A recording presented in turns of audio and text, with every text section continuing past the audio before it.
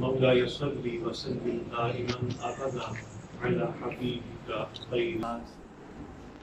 ہم نے قرآن کو گھر میں برکت کے لیے تو رکھا ہے، جو گرد اس پہ پڑ جاتی ہے اور سال ہر سال شاید ہم پڑھتے بھی نہیں، اس کو پڑھتے ہیں تو سمجھ کے نہیں پڑھتے.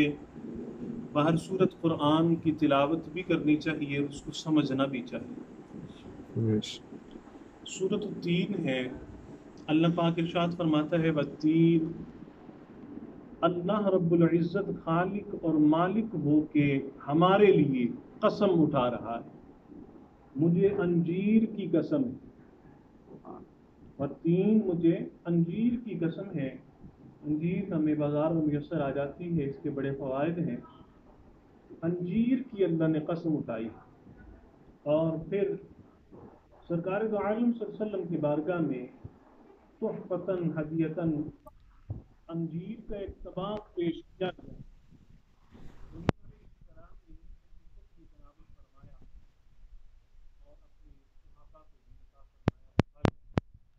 علیہ السلام نے فرمایا اگر میں یہ کہوں کہ یہ جنت سے نازل شدہ پھل ہے تو یہ بات ایسے ہی ہے کہ یہ جنتی پھل ہے. کیوں؟ حضور نے فرمایا جنت کے پھلوں میں گٹلی نہیں ہوگی. جنت کے پھل کیسے ہوں گے؟ اس میں بیج نہیں ہوگا، اس میں گٹلی نہیں ہوگی. پھل کو بندہ کھائے تو وہ اس کو گٹلی نکالنی نہیں پڑے گی. یعنی کہ اتنے نفیس پھل ہوگی، اتنی اعلیٰ نعمتیں ہوں گی جنت میں. حضور علیہ السلام فرماتے ہیں کہ اس میں اللہ نے بڑے فوائد رکھے ہیں. اس کو اگر کوئی بندہ کھائے تو اسے بواسیر کی تکلیف نہیں ہوتی اور گھنٹیا کی درد جو ہے وہ بھی اس کو نہیں ہوتی. یہ انجیر کی اللہ نے قسم اٹھائی. والتین، اس کے بعد اللہ پاک ارشاد فرماتا ہے والزیتون، اور مجھے زیتون کی قسم ہے. زیتون جو ہے ایک درخت ہے اور اس کا تیل بھی استعمال کیا جاتا ہے، پھل بھی استعمال ہوتا ہے. اور زیتون کی مسواک بڑی اعلیٰ مسواک. حضور علیہ السلام کی حدیث واقع ہے، حضور علیہ السلام فرماتے ہیں زیتون کی مسواک بہت اچھی مسواک ہے اور یہ منہ کی بدبو کو دور کر دیتی ہے اور منہ کو یہ خوشبودار بنا دیتی ہے. اور حضور علیہ السلام فرماتے ہیں یہ میری بھی مسواک ہے اور مجھ سے پہلے سب نبیوں نے بھی اس کی مسواک کی. حضور علیہ السلام نے اس کی کتنی تعریف فرمائی ہے. تو مسواک جو ہے حضور علیہ السلام کی سنت ہے.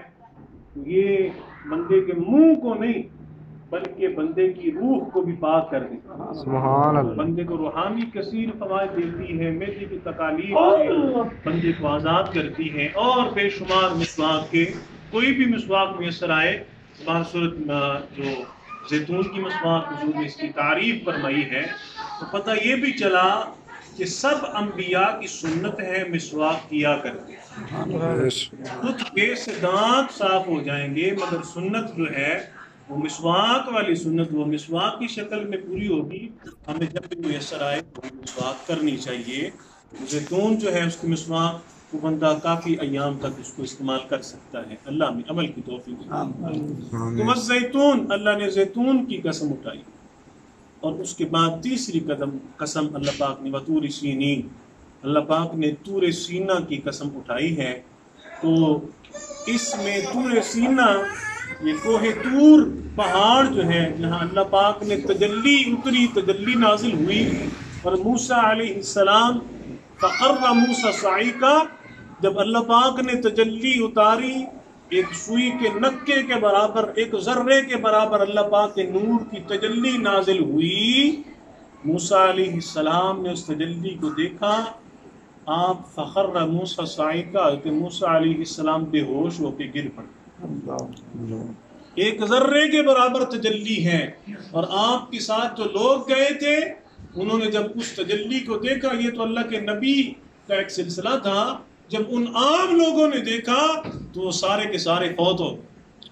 وہ تجلی کا وہ نور برداشت نہیں کر سکے. اور اللہ اکبر کبیرہ، کوہ طور پہاڑ وہ جل کے راکھ ہو گیا، سرما بن گیا.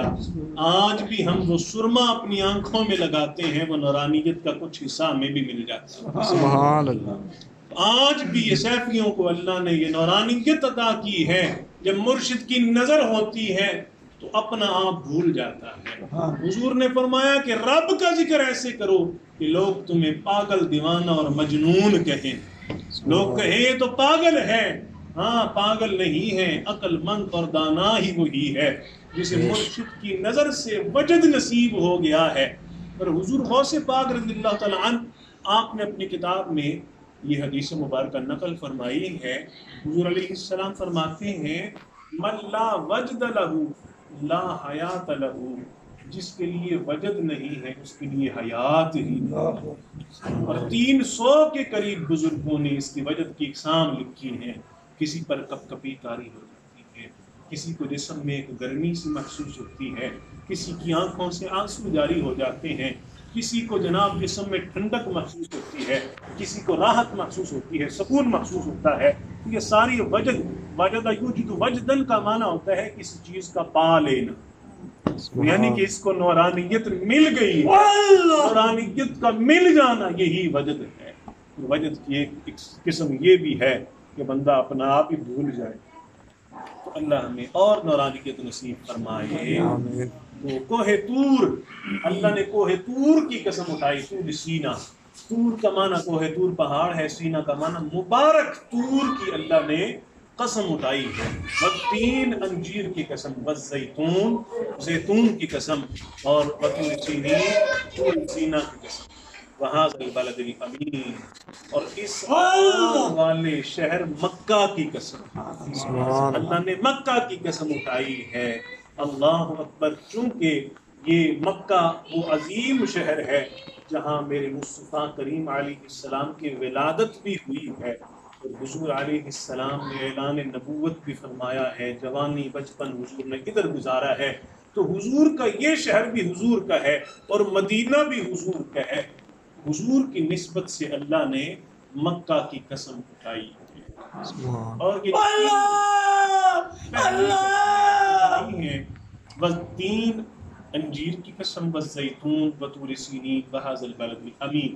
یہ چاروں قسمیں اللہ نے حضور علیہ السلام کی نسبت کی وجہ سے اٹھائی ہیں، کیونکہ حضور علیہ السلام نے یہ ساری چیزیں استعمال فرمائی ہیں. انجیر بھی، زیتون بھی، اور کوہ طور پہاڑ ارض مقدس میں ہے. حضور علیہ السلام نے معراج کی رات وہاں سیر کی ہے.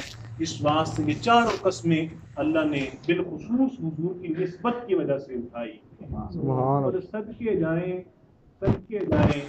بزرگوں نے بڑی پیاری بات کی کہ ہر کس سوگند عزیز خود خورت، سوگند کردگار بجانے محمد صلی اللہ علیہ وسلم، کہ ہر بندہ کسی عزیز کی قسم اٹھاتا ہے.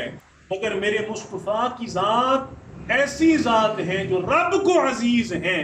رب اپنے حبیب کی قسمیں اٹھاتا ہے، اپنے حبیب کے شہر کی قسمیں اٹھاتا ہے، اپنے حبیب کے کھانے کی قسمیں اٹھاتا ہے، اور اپنے حبیب کی سیرگاہ کی قسمیں اٹھاتا ہے. صدقے جائیں ہم اس شانوں اور عظمتوں والے نبی کے ہم غلام ہیں. ہمیں اس غلامی کی حیا بھی کرنی چاہیے. اور یہ چار قسمیں اٹھا کے اللہ پاک چار قسمیں اٹھا کے ایک بڑی ضروری بات ہمیں ارشاد فرمائی ہے. کیا؟ لقد خلقنا الانسان فی احسن تقویم، بے شک میں نے انسان کو بہترین ساخت میں پیدا کیا. بے شک میں نے انسان کو سب سے سونا پیدا کیا. بے شک میں نے انسان کو سب سے اعلیٰ و ارفع، سب سے خوبصورت پیدا کیا. انسان کتنا کم عقل ہے. رب نے جیسے پیدا کیا ہے اپنی کہ کہتا ہے میں ایسے ہوں. رب نے 4 قسمیں اٹھا کے کہا میں نے تجھے سب سے خوبصورت بنایا ہے. اور مفسرین اکرام لکھتے ہیں اللہ نے جتنی بھی مخلوقات پیدا کی سب سے حسین اللہ نے انسان کو پیدا کیا. سب مخلوقوں سے بڑھ کر سونا پیارا نفیس انسان کو پیدا کیا. اور سرکار دو عالم صلی اللہ علیہ وسلم کی حدیث مبارکہ ہے فرماتے ہیں خلق اللہ العادم علی سورۃ ان اللہ خلق آدم علی سورۃ علیہ السلام کہ اللہ رب العزت نے حضرت آدم علیہ السلام اپنی صورت کے مطابق پیدا کیا. سبحان.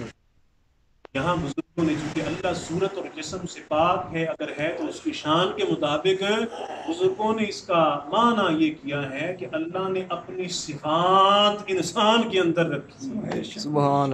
اپنی صفات اللہ نے انسان کے اندر رکھی ہیں. تو انسان کو اللہ رب العزت کی صفات کی طرف چلنا چاہیے. وہ رحیم بھی ہے، رحمان بھی ہے، کریم بھی ہے، وہ بخشنے والا ہے، عطا کرنے والا ہے، معاف کرنے والا ہے، ہاں وجود و سخا والا ہے. تو اللہ نے یہ صفات انسان کے اندر بھی رکھی. تو انسان کو ان صفات کے مطابق چلنا چاہیے. اللہ اکبر کبیرہ.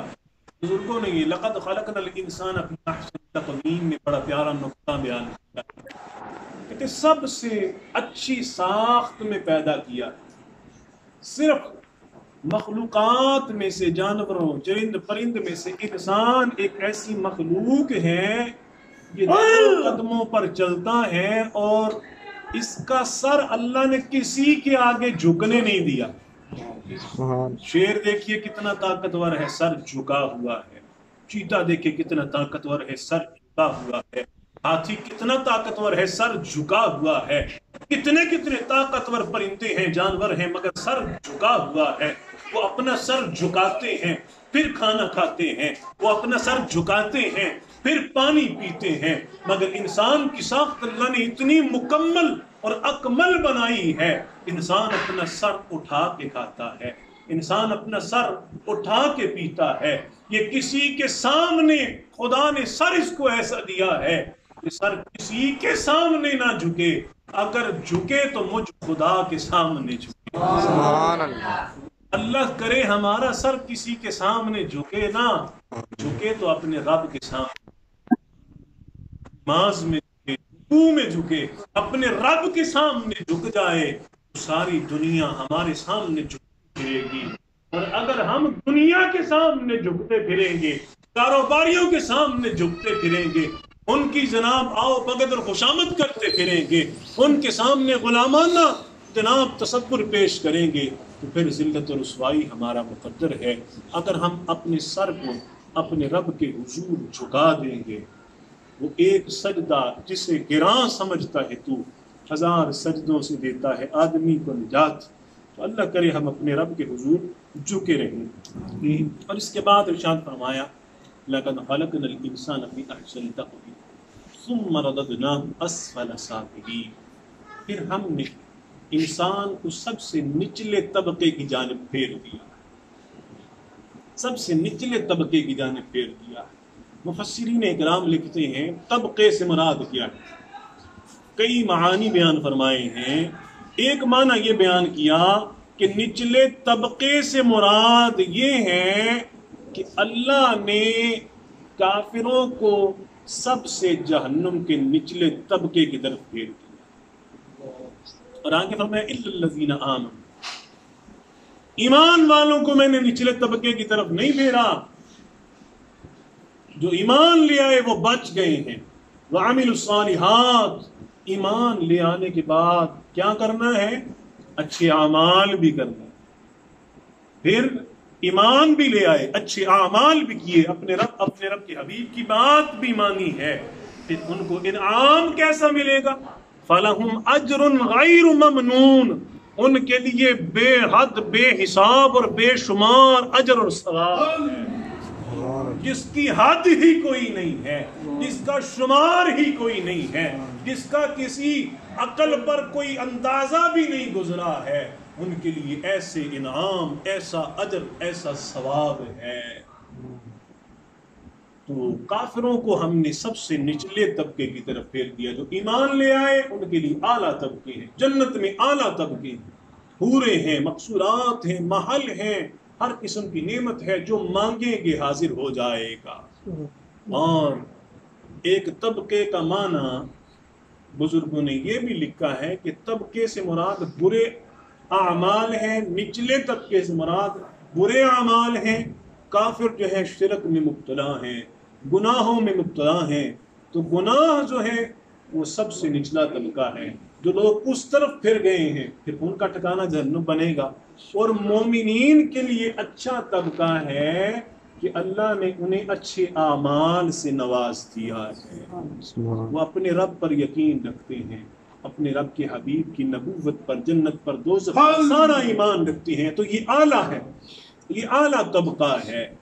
اور ایک طبقے کا معنی بزرگوں نے یہ بیان کیا ہے کہ اللہ پاک نے انسان کو تخلیق کیا اس کی ابتدا سے آگے تک، اور پھر نچلے طبقے سے مراد یہ ہے بڑھاپا، ارذل عمر جو ہے، آخری عمر جو ہے، آخری عمر میں جا کے بندہ کمزور ہو جاتا ہے، کمزور ہو جاتا ہے۔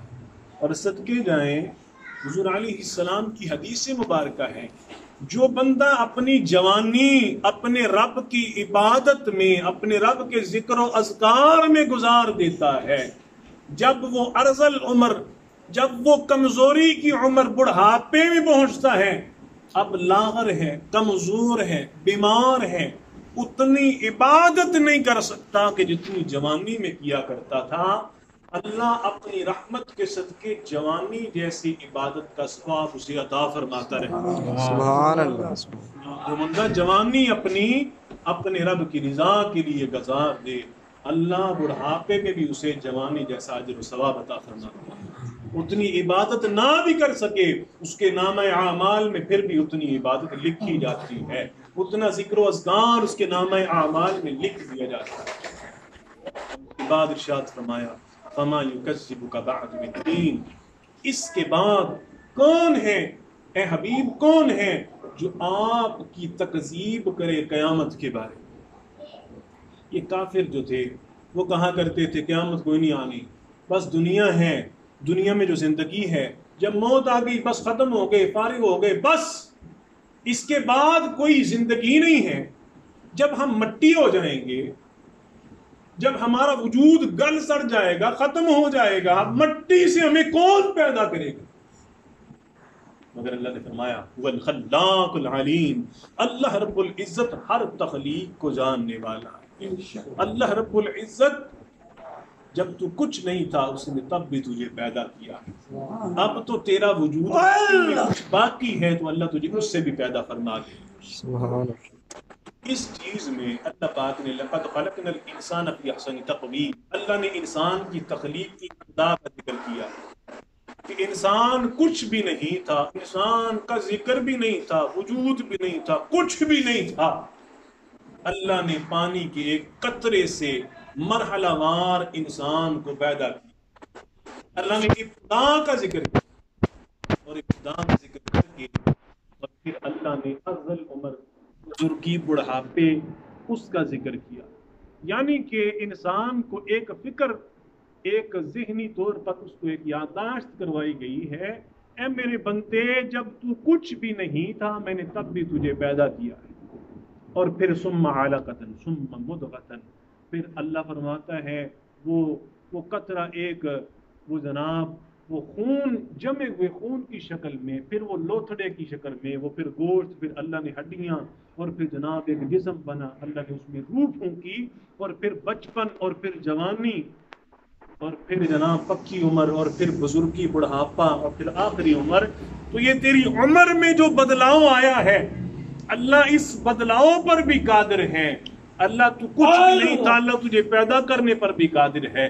جب تو مر جائے گا تو اللہ تجھے دوبارہ اٹھانے پر بھی قادر ہے، اور اللہ رب العزت سب مردوں کو قبروں سے اٹھا کر میدان حشر میں جمع کرنے پر بھی قادر ہے۔ اللہ ان کے حساب و کتاب پر بھی قدرت رکھنے والا ہے۔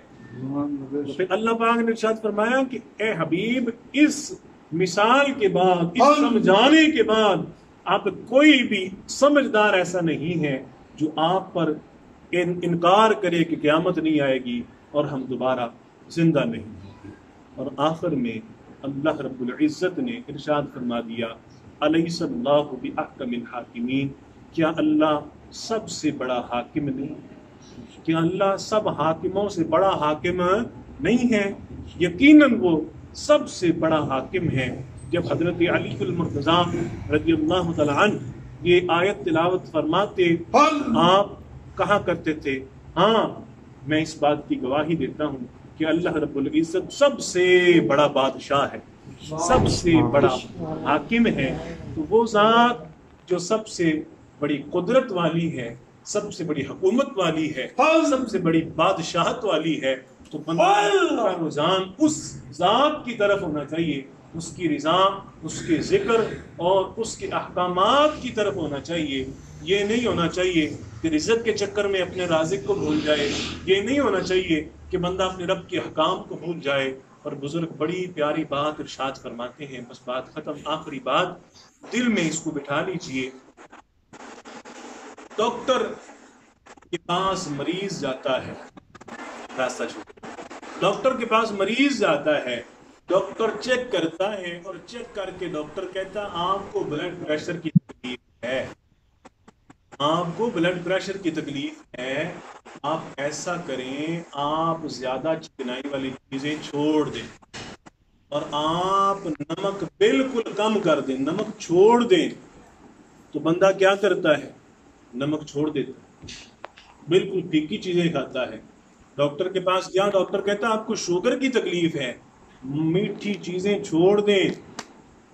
بندہ چھوڑتا ہے کہ نہیں چھوڑتا؟ چھوڑ دیتا ہے۔